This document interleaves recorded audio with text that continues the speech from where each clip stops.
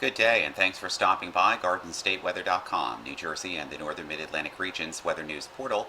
I'm forecaster Robert Smith with the daily video forecast discussion for this glorious Friday, April 26, 2013. And it's another bright blue, azure blue sky at sunrise this morning, with the temperatures in the upper 30s across the lower Hudson Valley and into parts of interior Connecticut. And they're basically running in the low to the mid 40s on Long Island, in the New York City area, northeastern New Jersey, and down through central and southern New Jersey as well, with a light north wind at about 10 miles per hour or less. Water vapor loop this morning shows high pressure moving across the region. We had a weak shortwave pass through northern New England, and that is scooting out with lots of dry air in the mid and upper levels of the atmosphere. And that's going to mean compression during today with a light northwesterly flow. That means skies will be mostly sunny. There could be a few cumulus clouds around, but most of the day should generally be just about as clear as yesterday was, as clear as a bell. And temperatures getting well back into the 60s again during this afternoon in just about every location. A great day to drive in any direction from New Jersey through the Philadelphia region. High pressure will continue to be in control. There is another weak shortwave here across the upper Midwest that will probably scoot through the region during tonight into tomorrow morning, probably not bringing much in the way of anything, and not even too much in the way of cloud cover as well. Temperatures will radiate tonight as the winds begin to subside, as this high currently building across the Ohio Valley continues to build across the entire eastern seaboard and southeastern Canada over the weekend into early next week. GFS forecast maps into motion now. We can see high pressure continues to build across the eastern United States and southeastern Canada through the weekend, and that means generally sunny skies during the day, clear skies at night. This disturbance here across the southeast and Ohio Valley will try to form more of an onshore flow as we get through Tuesday and Wednesday, and some of this is being indicated by the GFS into bringing clouds and light precipitation or drizzle in the area.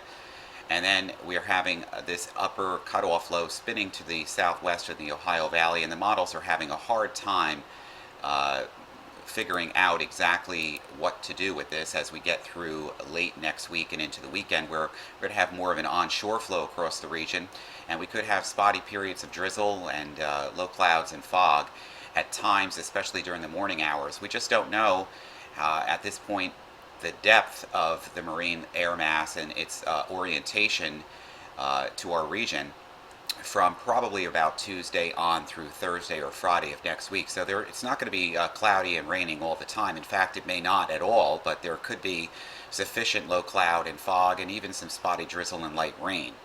Now, as we get through later in the week into early next week, this blocking pattern here is a very strong one. High pressure basically across southeastern Canada and northeastern Canada is very strong, and we have this deep cutoff flow from the polar westerlies, and the GFS model, and to many extent the European modeling as well, is showing this, but the location and orientation of this makes the difference into just what kind of increase of onshore flow and cloud cover will be on the rise later next week from midweek on, with a southeast flow of air, marine air, coming into and parallel to the coast.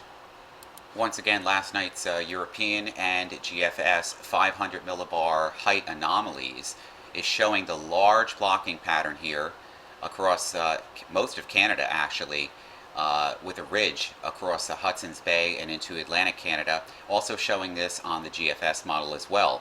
And the location and orientation of this upper low, this cutoff low, developing south and being cut off from the polar westerlies here across the Great Lakes region on the GFS model, and it's a little bit further west over the upper plains and central plain states on the European modeling.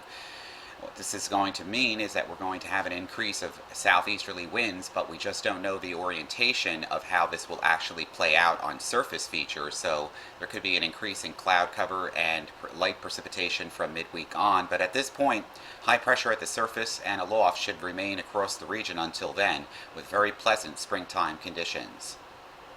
So with temperatures running in the 60s today and again on Saturday, we could be approaching the lower 70s or topping off at around 70 away from the water on Sunday afternoon. Now the water again along the New Jersey coast from Sandy Hook down through Atlantic City And Cape May will be a little cooler because the winds will be from the southerly component, and that it will be riding over some of these barrier islands here and keep the immediate coastal areas in the upper 50s to around 60. But interior locations should see temperatures well into the 60s, and even a few spots on Sunday with wall-to-wall sunshine getting close to around 70 or 72 degrees.